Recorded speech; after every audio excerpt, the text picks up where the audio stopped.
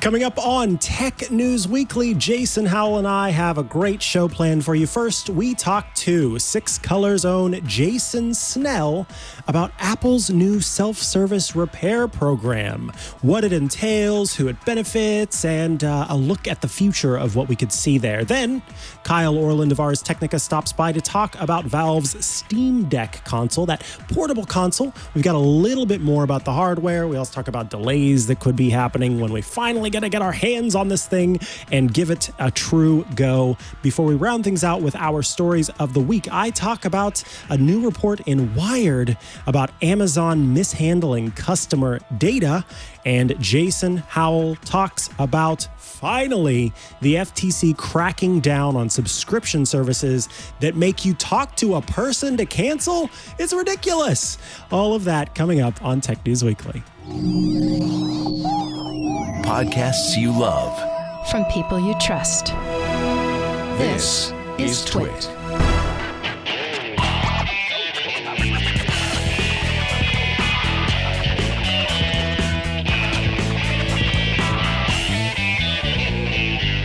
This is Tech News Weekly, episode 210, recorded Thursday, November 18th, 2021.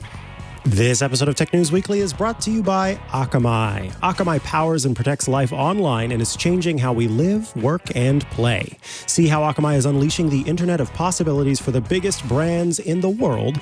Visit akamai.com/TNW today to learn more. And by Stripe. Whether you're an online or in-person retailer, software platform, marketplace, or subscriptions business, visit stripe.com to learn more about how Stripe can support your business today. And by Hover. Whether you're a developer, a photographer, or small business, Hover has something for you to expand your projects and get the visibility you want. Go to hover.com/twit to get 10% off your first purchase of any domain extension for the entire first year. Hello, and welcome to Tech News Weekly, the show where every week we talk to and about the people making and breaking the tech news. I am one of your hosts, Mikah Sargent. And I'm the other guy, Jason Howell. Good to see you, Mikah. And I'm so excited that we're going to talk about Apple's self-repair stuff right off the top, because this is such a big story.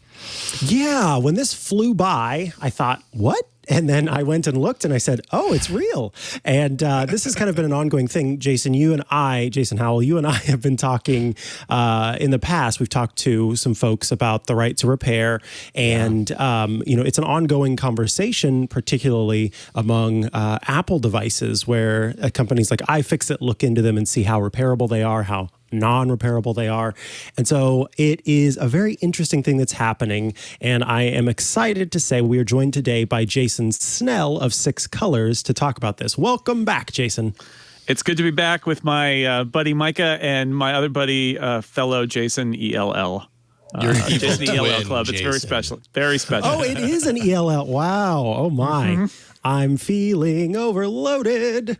But let's talk about this news. So Apple, up to this point, has had ways for you to repair your device, both with the company itself and with some authorized repair places, some authorized repair services. So can you talk first and foremost just kind of the basics of this announcement before we get into kind of the details here? What did Apple announce and what is self-service repair in comparison to I go into an Apple store and say, genius, fix this? Yeah, essentially what they've done is they've added another tier to who is allowed to get Apple authorized parts and access to Apple's repair manuals. You could already have, obviously, the Apple Store and the geniuses there and all of that. And anybody who's involved in Apple's, Apple Care support chain, and you send it in.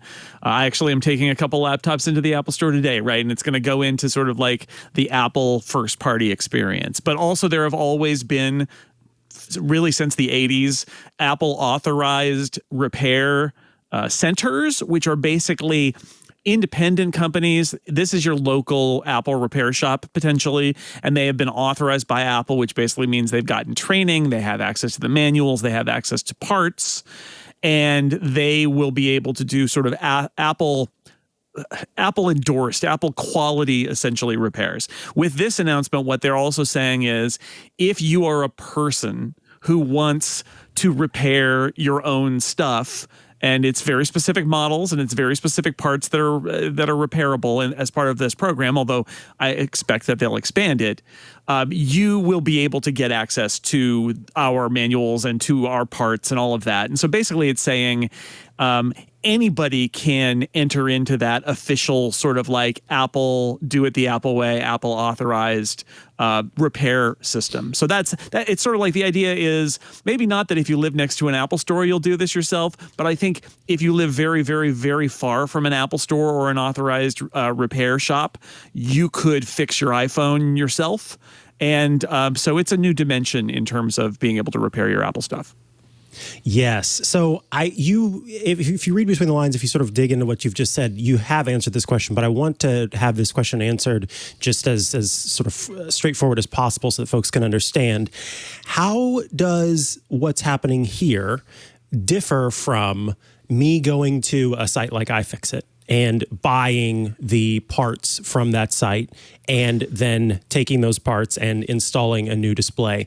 This is different from that, but could you explain to our listeners how it is different from that? Yeah, I think one of the big differences is going to be that you're not using a site like iFixit is probably not selling you Apple authorized parts. Mm-hmm. And so they may be cheaper. Apple would probably tell you they're not qualified and that there may be less quality. iFixit might tell you that that's not entirely true, maybe some or all of the time. You know, like a battery from Apple is going to be Apple saying, this is the battery you should put in that MacBook. They're not doing Mac repairs yet, but it's inevitable that they will. But just to use that as an example, whereas iFixit may be sourcing the battery from the same place, but Apple hasn't seen that battery. And so they're going to say well, we don't know the quality. We can't endorse the quality of that battery. And so we're not going to make any claims to it. And this is all stuff that's probably happening out of warranty anyway. So I don't think it's sort of you're losing your case if you do this kind of thing. Right, but it is coming from potentially a different place, or at least hasn't passed through Apple. And what Apple's doing is saying, you're buying an iPhone 13 screen from Apple essentially and installing it yourself. Whereas, it might not be, that part might not be coming directly out of Apple. It may be sourced from somewhere else if you get it from anywhere, from iFixit or Amazon, random thing on Amazon or Alibaba or whatever. Who knows where it came from? Right. Now, how does this affect the current business of repairs? Well, of course, right now it doesn't affect because this won't launch until the coming year, whenever that'll get kicked off. And as you have pointed out, and I think Apple itself has said, and many others have suggested, that we will see more and more companies or more and more repair items available to folks. How does this affect Apple's actual, certified repair providers and then the kind of quote unquote mom and pop shops that are out there too? Does it have more or less of an impact on those? I honestly don't think it's going to have as much of an impact because, as Apple says in its release about this is pretty technical stuff, and the degree of difficulty for a lot of this stuff is high. You need tools to be able to do this that you may not have, and while you may be able to buy them, I use the example of the person out in the middle of nowhere because I kind of feel like that's the best case scenario here is there's no one else to help. But in most cases, people are going to want to use, if not Apple's stuff, the mom and pop shop or the local Apple repair center and use them instead. And this isn't really so much about that. I think the hope here is that the hope is that they're embracing the idea that we should be able to fix our own stuff or go to a local person who's knowledgeable and they can fix our stuff for us and not have to sort of put it back in the black box of Apple. I think the pessimistic view of this would be that this is something that's not going to have a huge amount of applicability. Most people won't avail themselves of this feature, but that it's going to get various regulators off of Apple's backs who are threatening right to repair legislation of one kind or another.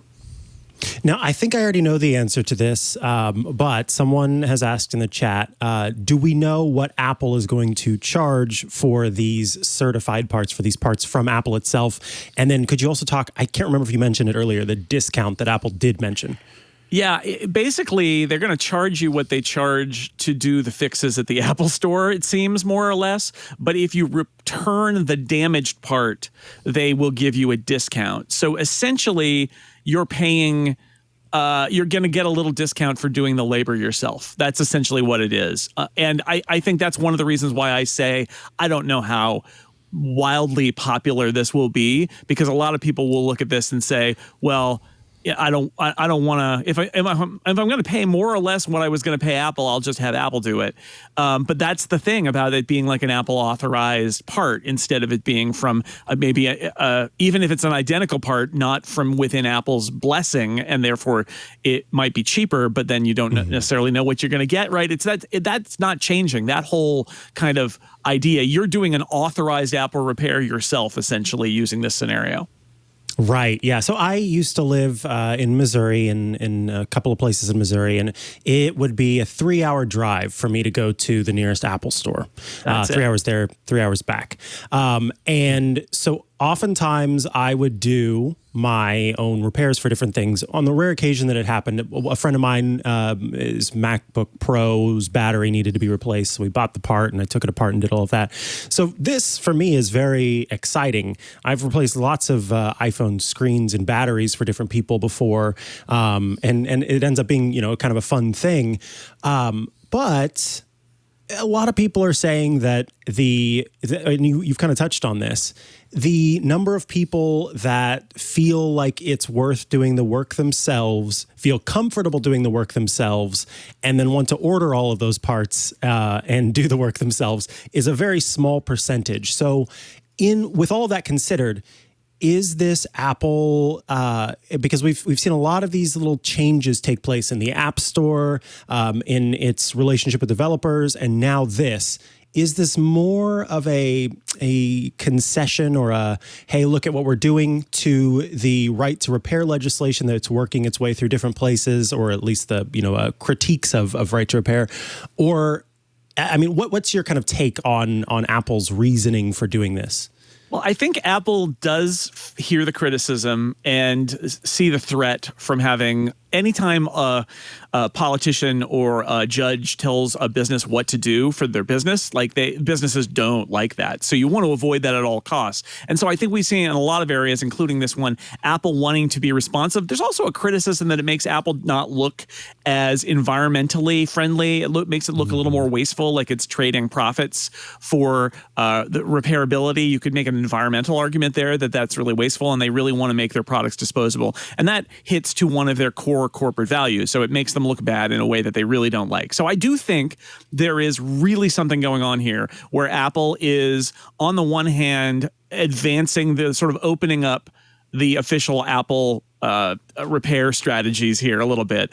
But I think also we've seen with some of their recent product releases that they are, and again, it benefits them, but it also benefits other people. They are making their products a little bit more repairable. The new MacBook Pros seem a little more repairable, and iFixit reported on that it doesn't quite.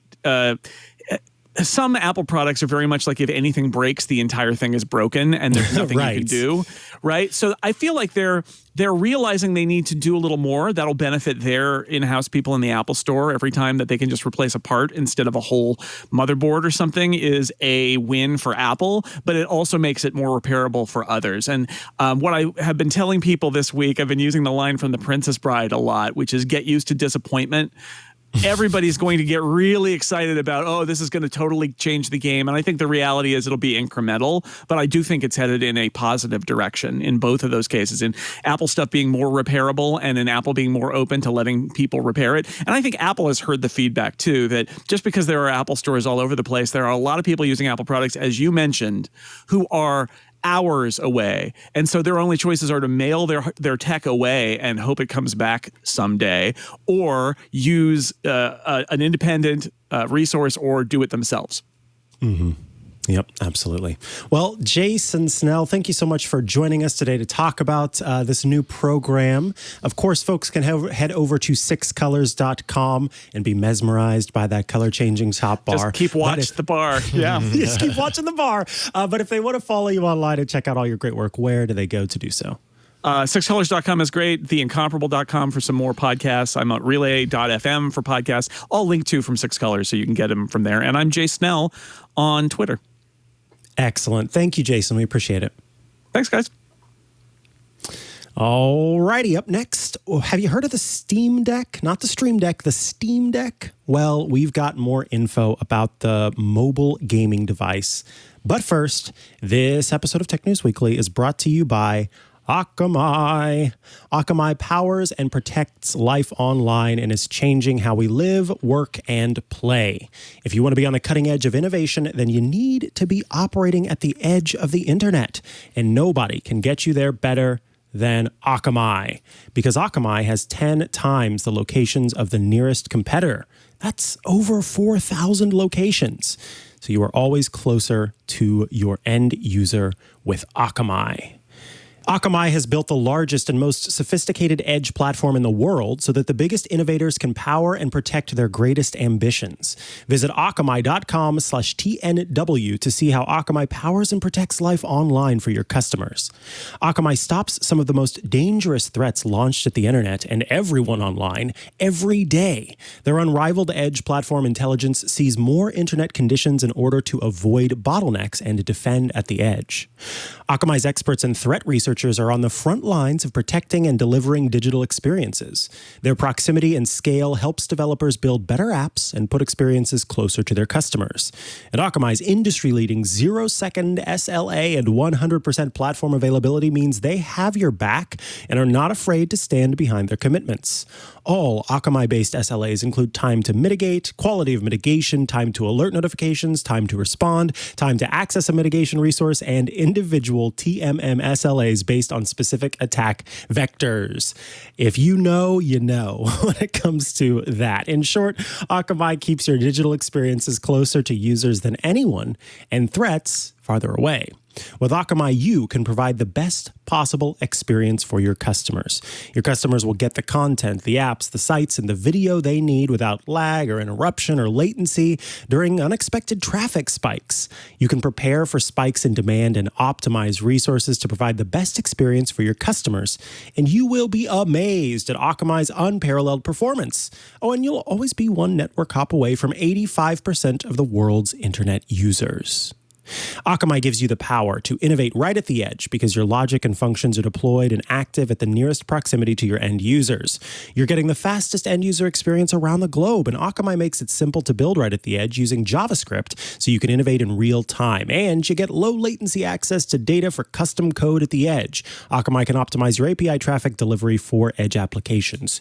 Look, you know Akamai and their reputation, but don't just take our word for it. Akamai is trusted by all top 50 global media companies, all top 20 global e-commerce companies, all top 50 global telecom carriers, and more than 500 banks globally, including the top 25 in the US and 22 of the top 25 in EMEA. Akamai is there powering and protecting digital experiences in a way that no one else can. You're getting 10 times the locations of competitors for the fastest customer experience available, and you're getting the market leader in CDN, video delivery, web performance, DDoS prevention, web application firewall. It goes on. No one can compete with Akamai when it comes to setting you up for success and scalability online. So what do? You check out akamai.com/TNW to learn more and learn how Akamai powers and protects life online. Give your customers the best possible experience online and see for yourself what life with Akamai is all about. That's akamai.com/TNW. Thank you, Akamai, for sponsoring this week's episode of Tech News Weekly. Jason Howell, take it away. Bada bing, bada boom. Global supply chain issues are, obviously they're wreaking havoc everywhere. You know, we're seeing food prices go up, especially in the world of technology. Everything is like delayed and everything. And a very eagerly awaited device called the Steam Deck is just one of many of those delayed devices. So I thought it would be fun to invite Kyle Orland from Ars Technica on today to talk about the Steam Deck, what makes it so special, what the coming months have in store, all that kind of stuff. Welcome back to the show, Kyle. Thanks for having me. Yeah, you bet. It's great to get you back here. So first of all, let's start with the Steam Deck itself. Why are gamers so excited for this device?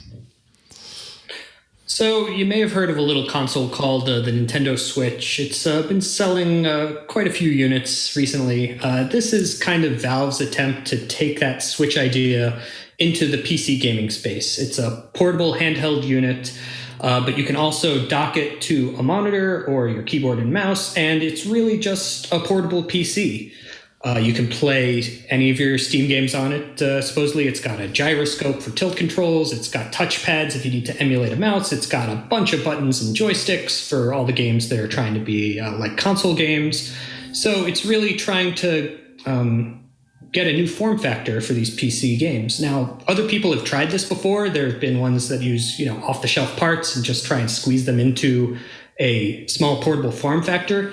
But this one has Valve behind it. They're the ones behind Steam. They know what goes into these games and what it needs, and hopefully that will lead to a good experience. Yeah, hopefully so. I mean, this is kind of like when I think of people who are really hardcore into PC gaming, the idea of having a truly kind of mobile experience, but wrapped around the PC gaming that they're used to, kind of seems like in some ways a holy grail kind of device. Right. Obviously, that's what Steam's banking on. What's that? Yeah, being able to play in your bed or in the bathroom without having to rely on in-home streaming or cloud streaming. Right. That's really the holy grail that they're going for. And based on what they're saying, it sounds like they've done it. Until we actually touch it, I don't want to say too much on that score. But they're getting everyone's hopes up.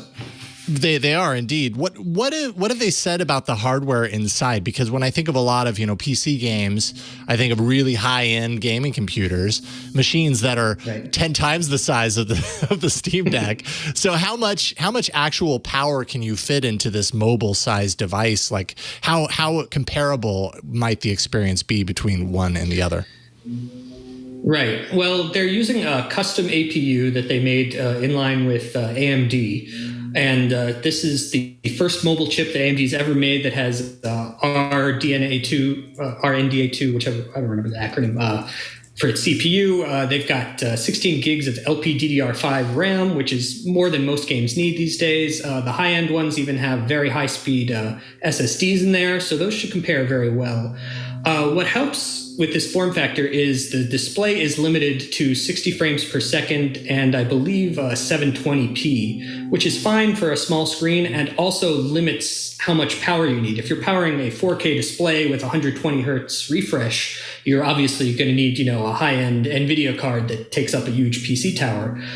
For the smaller display on the deck, hopefully just this APU will be enough.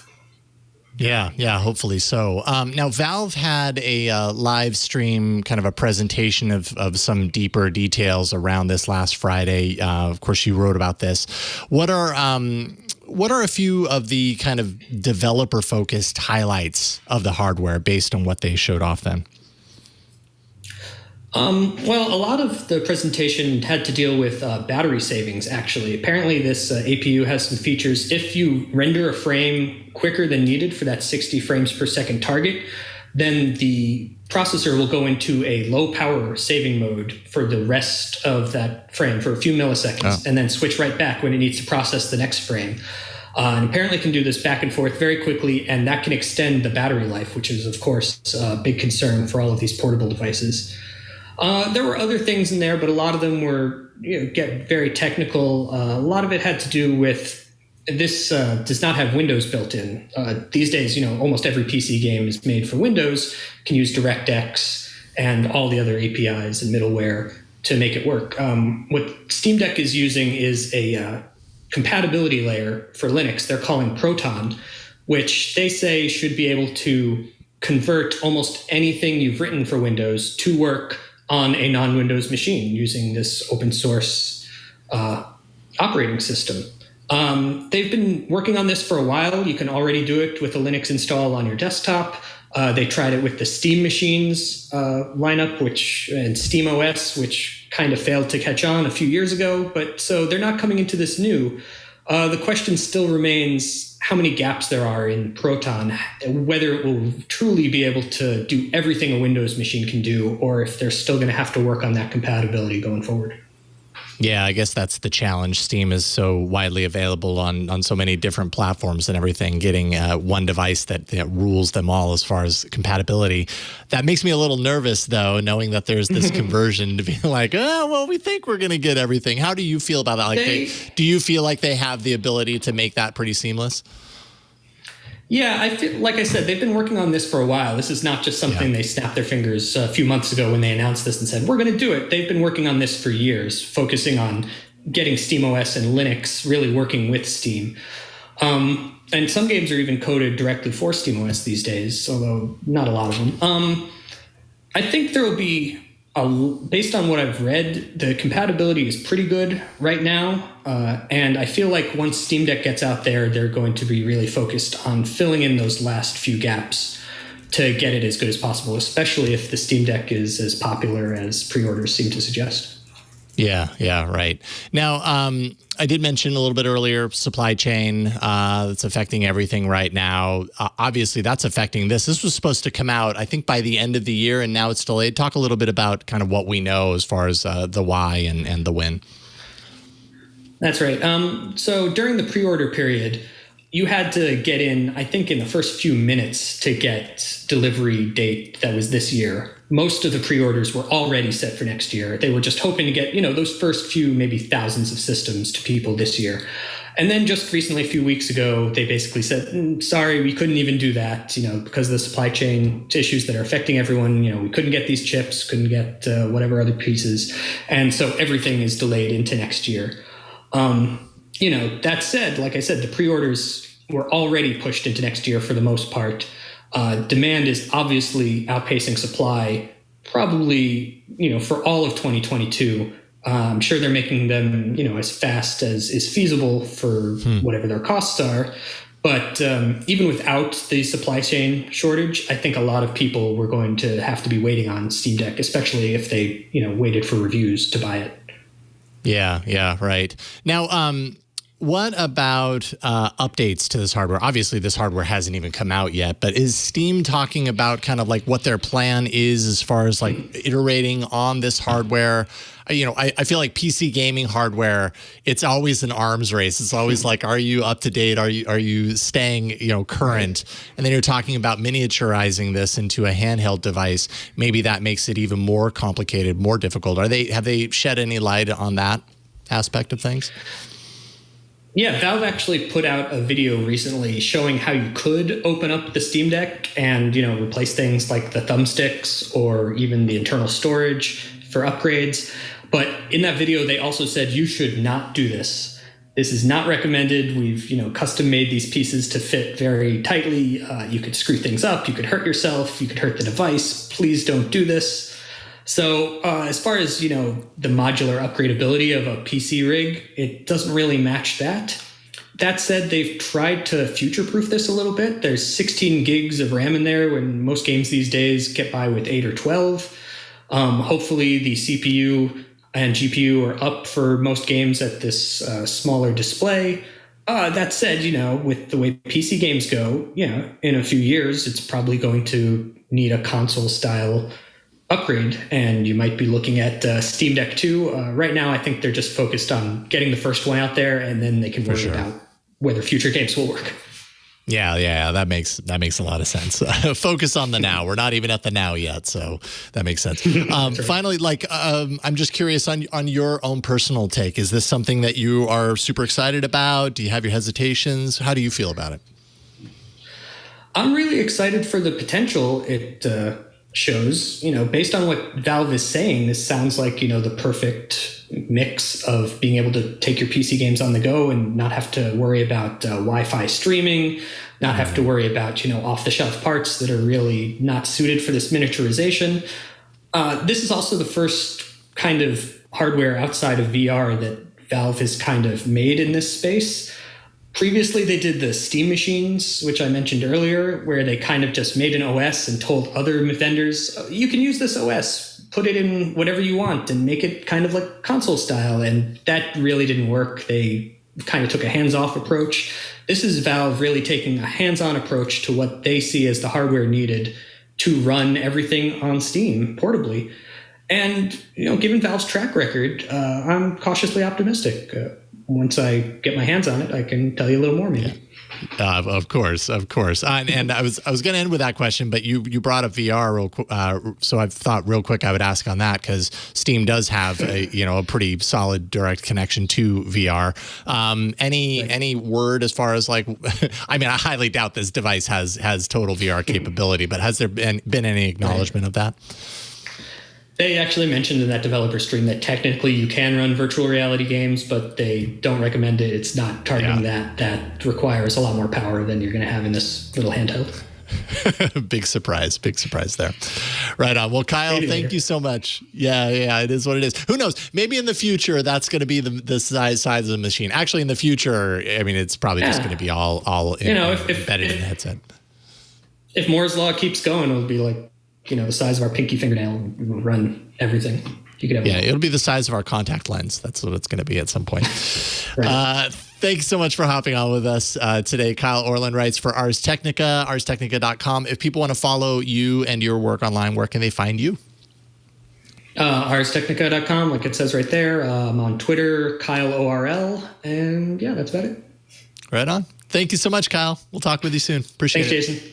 Bye-bye. All right, take care. All right, up next, is Amazon protecting your data? We're going to talk about that. Actually, that's Mikah's story of the week. We're going to get into those in a moment. But first, this episode of Tech News Weekly is brought to you by Stripe. Leaders of adaptive businesses choose Stripe as their payments platform. Actually, we choose Stripe as our payments platform. Why? Because with Stripe, businesses can easily optimize their payments infrastructure. You can also simplify their expansion plans and create new revenue streams, all to help them grow and initiate change rather than having to just react to it. Those are just a few reasons why businesses such as Shopify, Postmates, Twilio, they all look to Stripe to power their global payments. In fact, Twilio increased its authorization rates by an impressive 10% with Stripe after running an A/B test with multiple global payment processors, while Stripe helped Postmates as well generate over $70 million in revenue after increasing their authorization rates. Not bad. And like I said, we launched Club TWiT this year. We chose Stripe for our payments platform, and we love it. It's been amazing. It's seamless in accepting payments and issuing refunds when needed. And we really couldn't be happier. It's just exactly what we needed to make Club TWiT a success. Stripe allows you to accept more than 135 different currencies and payment methods. We're able to focus on the business of producing what we produce for you, high-quality podcast shows, and, allowing Stripe to handle the business of payments and the money movement, all that stuff. We can focus on the content. Stripe focuses on the money. Stripe also has an invested interest in our Earth, which is super important. With Stripe Climate, you can direct a fraction of your revenue to help scale emerging carbon removal technologies, and all it takes is just a couple of clicks. So whether you're an online or in-person retailer, maybe you're a software platform, marketplace, or subscriptions business like TWiT, visit stripe.com and you can learn more about how Stripe can support your business today. That's stripe.com, and you can learn more and get started today. And we thank Stripe for their support of this show and this network and supporting all the payments that come in through Club TWiT. Thank you, Stripe, for sponsoring Tech News Weekly. All right, Mikah, what you got? All right, this is wow. So it's important to understand that this is a very in-depth piece that I think everybody should go read. And so I don't want to take value away from going and checking out this piece from Will Evans. It's entitled Amazon's Dark Secret. It has failed to protect your data. This is a piece that looks at many an internal document and also examines Amazon's internal culture to kind of talk about how that culture resulted in the misuse and mishandling of internal data. Before we get into it, though, it's important, as they note even in the article, this is very specifically not about Amazon Web Services, which is sort of the backbone of the modern internet in many ways. Amazon Web Services has its own security team, and that is all separate from what we're talking about here. This is specifically about Amazon's online what's the word? The shopping model and the site and everything that goes along with that. So This is talking about how when Amazon was founded, one of Jeff Bezos's rules was that every day is day one, meaning that you kind of are always in a startup frame of mind and that you are always working under constraints because he wants every team to be frugal.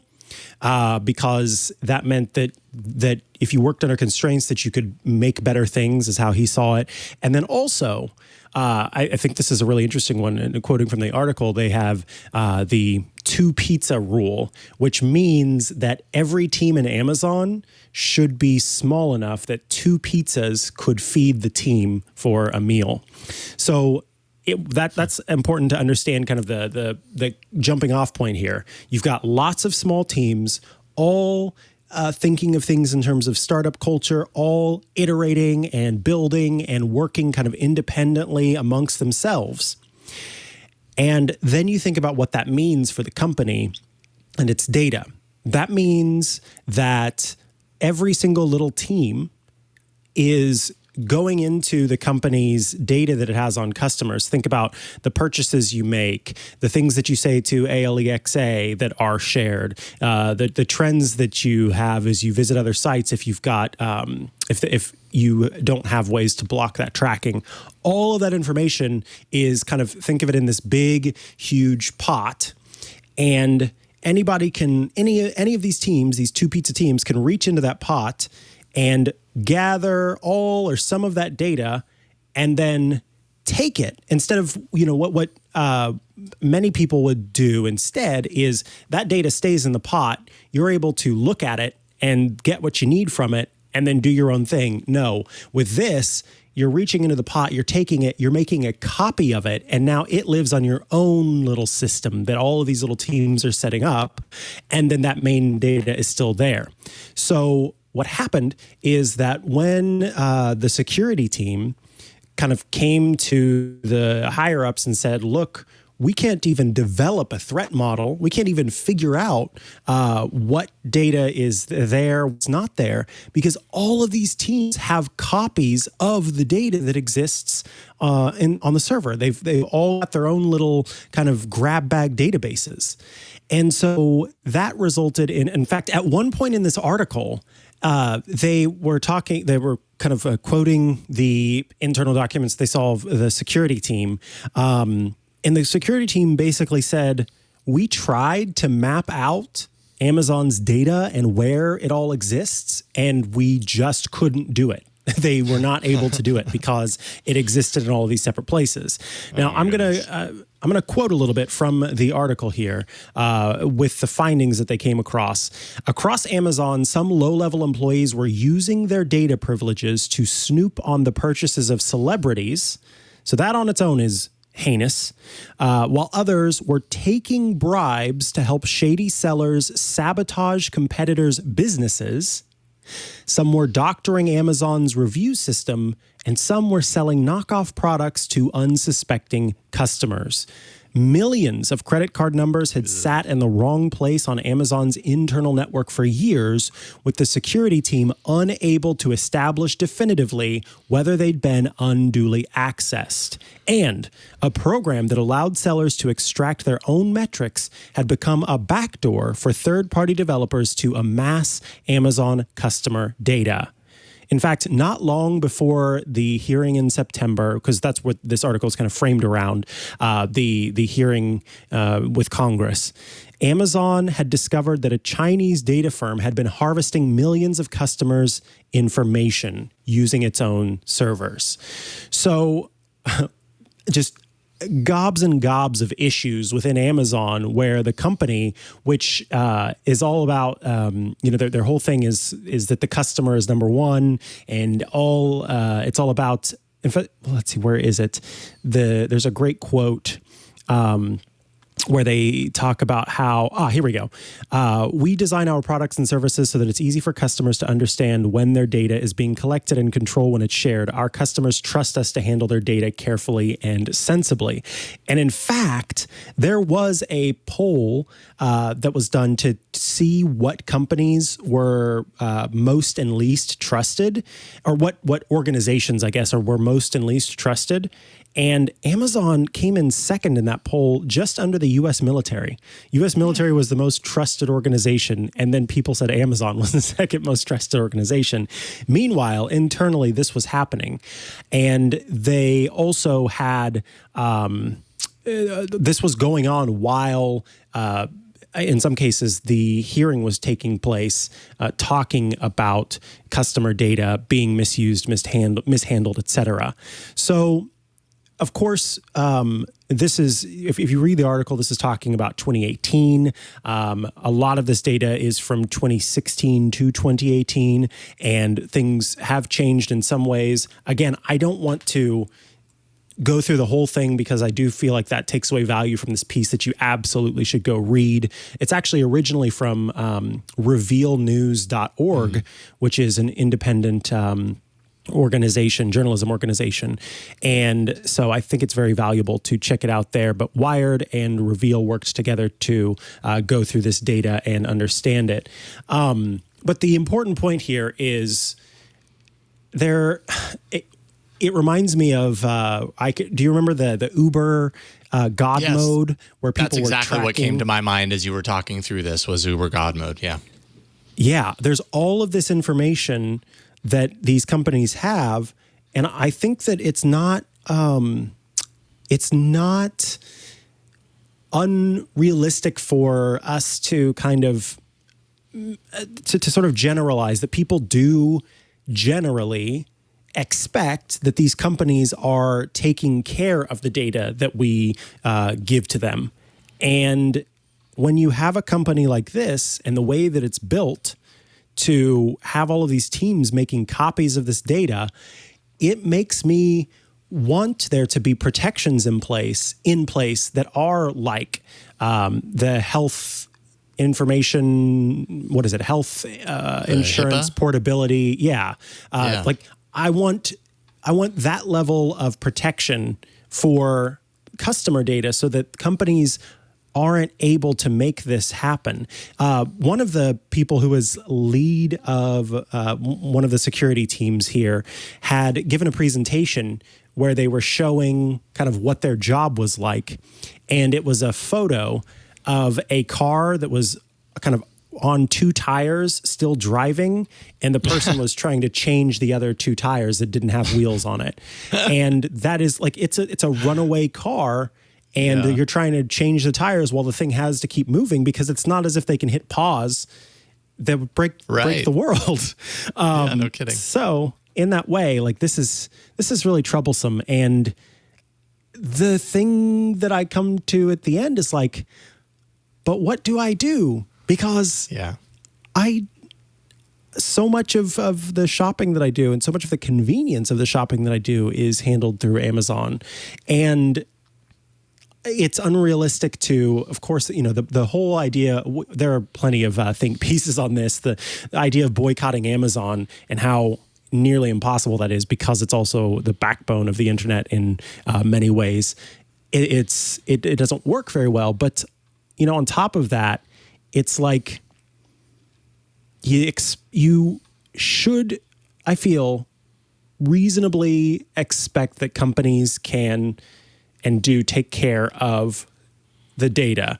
But time and time again, we're proven that that's not the case. And yet, you look at these polls and people aren't aware of the fact that these companies are not taking care of your data, because they said under the U.S. military, which I didn't know people found that trustworthy either, but apparently they do. Under the U.S. military, Amazon was the second most trustworthy organization in the U.S.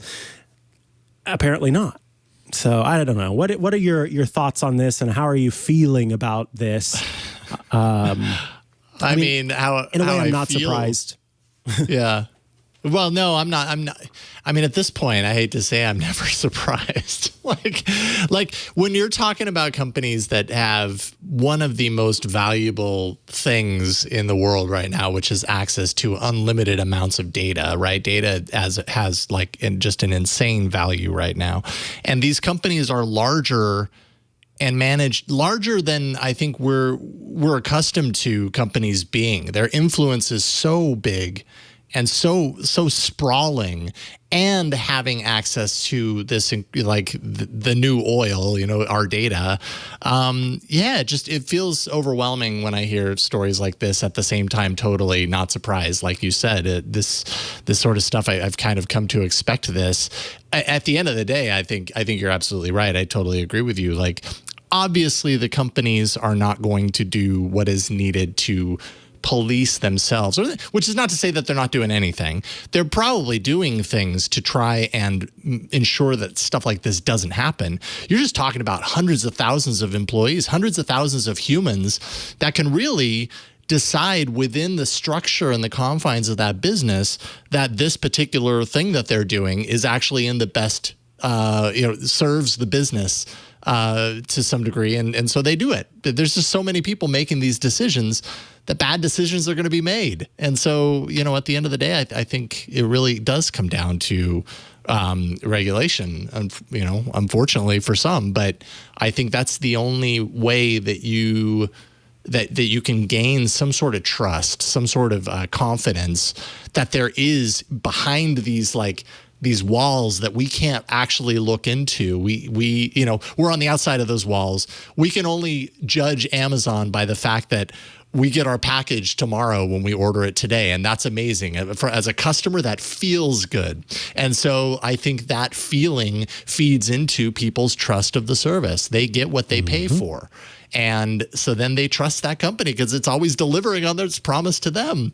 But there's no way of knowing what's on the inside of that wall. And that's where, these companies just have proven time and time again, they're just not really that good at keeping their house clean on the inside.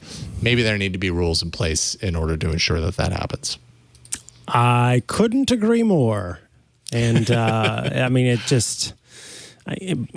unfortunately, there's not a whole lot we can do about it individually. And I don't even know if that boycotting really does a whole lot either, right? Yeah. Unless you literally get everybody to boycott, which, let's be honest, is not going to happen. I suppose you have to start somewhere. But we had the whole what was it called? Cancel Facebook, or I can't remember what it was years ago, with Facebook. And that seemed at the time like, oh, wow, people, this was Cambridge Analytica time. Everybody's leaving Facebook. What is this going to do? It did nothing. It really did nothing. Some people left, and I'm sure that impacted them an infinitesimal small amount of a percentage point. So I don't know that necessarily moves the needle. I think that's why legislation is kind of necessary. Yep. All right. Well, there's that. We'll take a quick break and come up with Jason's story next. I'd say my story is a good counterpoint. My story is like when regulation happens, or when someone on the other end says, "Hey, let's make a change," and it actually makes a difference. So this is how the differences actually take place. So I celebrate what we're gonna check out in a minute. So stay tuned for that. But first, I want to tell you about Hover, who are bringing you this episode of Tech News Weekly. It's time to make plans and let Hover help you achieve them. If you're a blogger, if you're creating a portfolio, if you're building an online store, or maybe you just want to make a more memorable redirect to your LinkedIn page or your Instagram or something like that, well, Hover has the best domain names and email addresses just for you. Email at your domain name is key to connecting with customers and building trust for your brand. They've got domain-based emails for all your needs, small or large, and it's super easy to get set up. You can add as many mailboxes to your domain as you need, and when your domain renews, well, your mailboxes will too. And the price is unbeatable. Their most popular mailbox is a no-brainer solution for business owners, and you can get access from anywhere. Use the email app you're already comfortable with, and if apps aren't your thing, well, their webmail can be accessed wherever you are.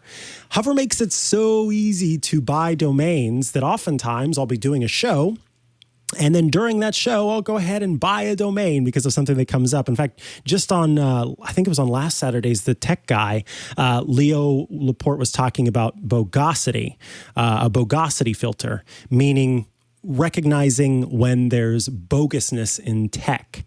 And so I decided to look on Hover for bogosity.tech. And it was available, bogosity.tech.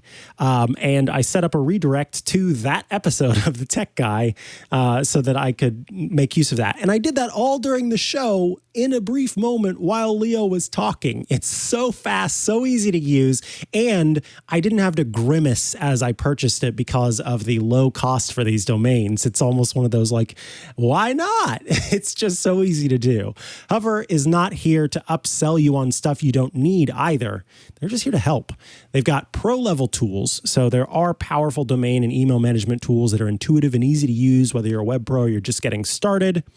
And it also private and secure. So with Whois privacy protection included with your domain purchase, your private information will remain just that. Private. It's a great way to reduce spam and protect yourself from unwanted solicitations. That's a huge thing. A lot of places will try to get you to pay extra for Whois privacy protection, not Hover. Hover Connect lets you pick the services you want to use to build and host your website. So you can use Connect to help you start using your domain name with just a couple of clicks. So it's very easy. You know, you buy the domain, you go, okay, now what? If you don't want to do a forward like I did, but you want to connect it with something, well, the Hover Connect service lets you make that happen quickly. At Hover, you are a customer, not a source of data. So take back control of your data with reliable, tracker-free email. Hover is trusted by hundreds of thousands of customers, myself included, who use their domain names, way too many of them, and email to turn their ideas into a reality. So whether you're a developer, a photographer, a small business, or a podcast host who buys too many domains, Hover has something for you to expand your projects and get the visibility you want. Go to hover.com/twit to get 10% off your first purchase of any domain extension for the entire first year. That's hover.com/twit for 10% off your domain extension for a full year. And of course, we thank Hover for their support of the show. Jason Howell, tell us about your happier story. All right. So here's one of those things where we take a thing that you don't like, that's in this case very annoying, and then the FTC comes in and improves things. I don't know. I feel like we're always talking about the FTC might do this, whatever, and then now it looks like they are actually. So what am I talking about? Have you ever had a subscription to something, and we'll just go ahead and use like online news, but this could be any number of things. And you made that subscription online, it was easy to do, but then when it came time to cancel it, it was like, oh, you can't do that through your online console. You have to call. It's so annoying, so super annoying to have to call in, because as a consumer, I know that if I'm forced to call in, then 9 times out of 10, that's because they want to talk me out of it. And it's like, no, I've made my decision. I just want to be done. Apparently, an American Press Institute study from back in March found that only 41% of U.S. news publishers actually make things easy for those who wish to cancel. That means the remaining 59% majority makes things much more complicated, requiring its subscribers to call in and talk with someone and take the time and be, possibly talked out of that. The customer service representatives, that you're going to talk to in those cases, they've been trained in the ways of making you change your mind or helping you, incentivizing you to change your mind. And sometimes that can be actually really beneficial. That might be part of your strategy. But I've definitely been in the situation where I just want to cancel. And it's like, okay, cool. I got to mark off in my calendar the 15 or 20 minutes that it's going to take for me to like convince this person that like you're not going to save me. It's cool. I don't know about you, Mikah, but that whole experience is just super frustrating. Mm-hmm. Have you had that? Have you had that? Yeah. So that will keep me from subscribing to certain things. I will even do Google searches to try and figure out, ahead of time if I'm going to have to. And if I have to go that extra mile, then I will not subscribe to that service. It would have to be super, super, super, super, super important, exciting, awesome for me to want to choose one of those services that requires me to then call or chat or any of that afterward. It's so frustrating. Hoops. Yeah. Super frustrating. I've even resorted to like writing down what I wanted to say because I didn't want to get like sidetracked in the call. It's like, no, this is what, you know what I mean? It's like you're doing homework just to like walk away, and that sucks. Yeah. Anthony, who's TDing today, said in the Discord, the Columbia House DVD Club back in the day, or the CD Club back in the day. So hard to get out of that. Yes, it was. But they knew, right? Like they get you in 10 CDs for $1. How could you pass that up? And then they're like, no, but you're not going anywhere. Never. Well, if you live in the state of California like we do, they actually changed things back in 2018, requiring online cancellations for these sites. So we've kind of been living the mostly good life here. But it turns out the FTC wants this to be for everyone, as it should be, for the country to get some relief as far as this is concerned. So the FTC is calling this practice a dark pattern. They say it tricks and traps consumers into subscriptions, which is true. Lena Khan, who's the FTC chair, has been making it clear in the last couple of days that this is behavior that is, in fact, illegal now, requiring an easy and a simple cancellation process is necessary going forward. She says something that's at least as easy as the subscription process. So when you think about that, if it's as easy as going to their website and subscribing and putting in your information and boop, boop, you're subscribed to the thing, it should be just as easy to cancel. So if you went to the website, you should be able to go to the website, go to your console, cancel. That's what you should be able to do. So the FTC is kind of putting the pieces into place to make that happen. Companies are required to state also a number of pieces of information in advance, kind of touching on what you were talking about, Mikah. Are they being upfront when you sign up as far as what is required when you want to leave? Companies are required to state each deadline by which they need to act in order to stop the charges, the amount or the range of costs that are associated with the being charged or billed throughout, and then all information necessary to cancel the contract. So all that needs to be revealed upfront so you know what you're getting yourself into. And again, going back to that touch point I talked about earlier, if you sign up online, you should be able to cancel online. Also, customer service reps cannot, dabble in their bag of tricks, things like hanging up on customers who call to cancel. Oh, that's the worst. You call to cancel, you get disconnected. Placing you on hold for an unreasonably long time. I don't know what unreasonably is, but, there's probably some flexibility there, which is a little bummer. It would be nice to have that defined. Provide false information about how to cancel, misrepresent the reasons for delays in processing customers or consumers' cancellation requests. So things like that. So really spelling out, like in this case, that's super frustrating. Here are the fixes. And I think a lot of the stories that I've read and about this, and it was Neiman Labs is the main article that I kind of pulled a lot of this information from. They all seem to point to just the U.S. news organizations like the New York Times, which apparently has required subscribers to talk to an agent in order to cancel for a long time. They did just confirm that digital subscribers can now cancel via the account page. That's better, but if you're a print edition subscriber, you still have to call or you still have to live chat for now. It's just frustrating, but I'm happy that there's change being made. At least the FCC is putting some change in motion. What do you think? Yeah, I'm glad that there's some pushback here. It's interesting. It makes you wonder how many of these things are done because eventually one of the people that's in charge at the FTC ends up running into this issue themselves. They were like, I tried to cancel my New York Times subscription and I couldn't do it without chatting. Yeah. And so now, because my assistant was on vacation, so I had to do it myself. Now it's top of the list. Got to make a change here. Yeah, exactly. Right. So I just want to sort of figure out some way to orchestrate all of the complaints that ordinary people have get worked into the leadership. You know what I mean? We've got to figure out some way to do that. Sort of like change.org, where you go and you make a petition and then it's like, it makes them dog food. I guess that's not quite dog fooding, but you know what I mean? It makes them give these things a try that they don't normally experience. And it's like, you know what? We need to change that. All internet service providers have to list their up speeds and down speeds on the plan page at the time of purchase. No kidding, right? Right. Up speed 2, please. And then we'll see that your up speed is like a 10th of the down speed that you've been plugging in, type 500 size font.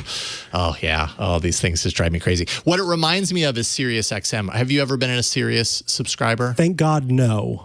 No. Okay. So we ended up getting a Sequoia about 3 years ago at this point, and it had a radio in it with Sirius. And of course, when you buy something new, like a new car or a used vehicle that has the capability, oftentimes you get like 6 months of free Sirius or whatever. Mm-hmm. And so, we're like, okay, well, fine. I signed up for it, Jason, knowing for sure, actually knowing going in that there was going to be some, resistance. There will come a time. Cancel. There will come a time. But actually, at the end of the day, it ended up kind of working out. It's been a little bit of a frustrating experience because basically what's happened is that first time after 6 months, I called up and I'm like, we don't want this anymore. And, I went through the rigmarole and everything. And finally, they ended up selling me, they totally got me. First of all, they got me. But I felt like I actually got something out of the deal. I ended up getting the year for like $100 or something like that. Instead of paying $25 a month for the service, I ended up getting like this great deal. So I was like, okay, I'll do that because the kids have really enjoyed the music, whatever. And sometimes it's nice to not have to think about what I want to play. I just put on a station. We go from there. And every year since, I've had to call and cancel, and they end up offering me the same thing. Well, this last time it happened, I called to do it, and they've automated it now. At the very beginning of the call, they're like, we noticed that you're interested in canceling. Can we offer you a year for blah, blah, blah? So now I'm not talking to anyone. Now I literally just call and say yes. And I ended up getting the discount. So I kind of it's related here, but that's funny. I had to fax some documents recently, and so I went and signed up for this online fax thing, and it was like, I think for the first month it was, I don't know, $4 plus a starting fee of like $15 because most people were probably just going to use it once and then be done with it. So they go ahead and charge that $15. And I needed to send these documents at $20 for this one, for this thing to send some documents. No big deal. But I went to cancel it because it was going to be like $14.95 a month or something like that. And so I went back to cancel it. And then they're like, hey, what if we charge you $4.95 a month instead of $14.95 a month? And I was like, wait, $5 and I get to keep this fax number for other times when I might need it? It's a bargain. And I don't have to go through the cancel. This is a bargain. And I said yes. Got you. Got you. Now they don't have the report on their sheet that they lost X number of customers, exactly. Right? Like, is this a medium pattern? It's not quite a dark pattern, but a sort of medium, medium. It's definitely gray a pattern of some sort. Yeah. But I guess that shows that there is, in some of these things, there is benefit or value to making a deal. That reinforces their behavior. We are Pavlov's dogging them as much as they are us, because we are reinforcing that if you do these things, then you do get to keep customer retention is a thing. And so then they keep doing it. But with that regulation in place, at least they're not able to, because that is the one thing with this fax service. That's the only reason I subscribed to this one over the other one that was kind of up there in the ratings, is because the other one made you call in order to cancel. And I'm like, I'm not doing that. I'm not talking to anybody on the phone. And I don't think Google has that feature yet that lets them just call and cancel for me. But as soon as it does, maybe I'll switch to a full-time Android user.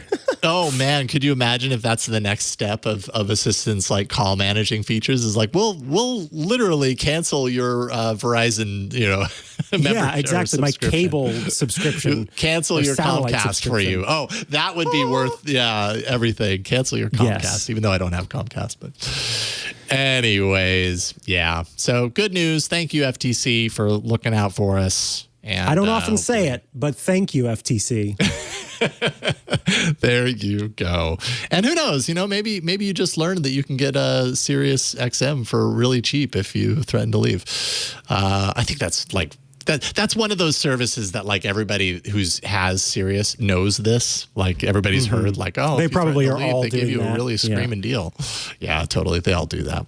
Anyways, we've reached the end of this episode of Tech News Weekly. Thank you so much for watching and listening. We do this show every Thursday at twit.tv/TNW. That's our show page on the web. If you go there, you'll find all the ways that you can subscribe so you don't have to, hunt down each episode manually like a monster. You don't have to chase them. They're just delivered to you. It's kind of magical. twit.tv/TNW. And if you'd like more magic, well, you should subscribe to Club Twit, because for $7 a month, you're going to get all of our shows ad-free, including this here show, Tech News Weekly. You will get it for $7 a month, ad-free, all the Twitch shows. It's kind of fun. You get your own personal little feed of every single show. All of those will download without ads. Plus, you get access to the Twit Plus bonus feed that has content you won't find anywhere else. It's outtakes, behind the scenes. Just the other day, before Windows Weekly kicked off, Leo and Paul and Mary Jo were talking about the Pixel 6 and the setup process and the fingerprint reader, all this stuff that had nothing to do with Windows Weekly. So that got added. And you get access to the members-only Discord server. What's a Discord server? It's a place to chat. It's a lot like Slack or any other kind of group chat platform, and you can hang out with fellow Club Twit members, but also us here at Twit, producers, hosts, etc., where you can join in on the fun there. It's a fun and fuzzy place to be. I say fuzzy because it gives you warm fuzzies getting to join your fellow Club Twit members. So if that sounds good to you, twit.tv/clubtwit to check it out. $7 a month. And you can also subscribe, if you'd like, to individual shows. If you are an Apple Podcast listener, in Apple Podcasts, you go and find the audio feed of the show. So you type in Tech News Weekly, find Tech News Weekly's audio version, and tap to subscribe for $2.99 a month, and you'll get the audio version ad-free and be supporting the show directly. So some of you were like, we didn't really need the whole thing, not interested in the $7 a month, but I would like to support my show directly. That's how you go and do that. If you'd like to follow me online, I'm at Mikah Sargent on many a social media network, or you can head to chihuahua.coffee, CHIHUA.coffee, where I've got links to the places I'm most active online. And of course, you can check me out later today on Smart Tech Today, which I'm recording today with Dan Morin, who's been on this show before. Also on Saturdays, you can check out Leo Laporte and myself on The Tech Guy. And on Tuesdays, iOS Today with Rosemary Orchard. Jason Howell, what about you? You're busy. So busy. You can find me at All About Android, twit.tv/AAA. And then I'm just, producing a bunch of shows for Leo, This Week in Tech, This Week in Google, Security Now, and other things seem to come up from time to time. So just twit.tv. You can find me on Twitter at Jason Howell. In fact, if you go there, pinned up at the top of my profile is a link to my Movember fundraise, raising awareness for men's health and mental health. That's why you see this stuff on my face. And for audio listeners, that's hair. Because there's no chocolate just pudding so you know. or anything. Yeah, this is not pudding. This is hair. So, anyways, really, really pleased with where it's at. 775 out of my goal of 1,000. Getting there. We're about 2/3 of the way through the month, so I think we can do it. So thank you for that. At Jason Howell on Twitter, if you want to get the link to that. And a big thank you to Anthony, who is our TD du jour. Appreciate you doing everything to get the show out. Also, thanks to Burke for testing our guests and make sure they're ready for prime time, and everyone else who helps us do the show each and every week. And thanks to you for watching and listening. We'll see you next time on Tech News Weekly. Bye, everybody. Goodbye.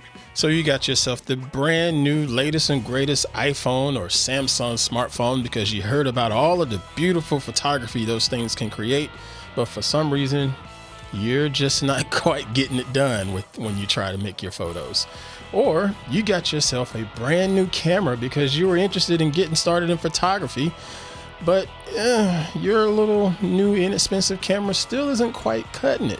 Well, you need to check out my show, Hands-On Photography, here on Twit. I'm going to show you how to be a better photographer and a better post-processor, and quite frankly, just help you get the most out of that new camera that's either on your phone or the brand new one that you just got for your birthday or gifts or what have you. And it's going to be a lot of fun. So head on over to twit.tv/hop. That's twit.tv/HOP and subscribe today.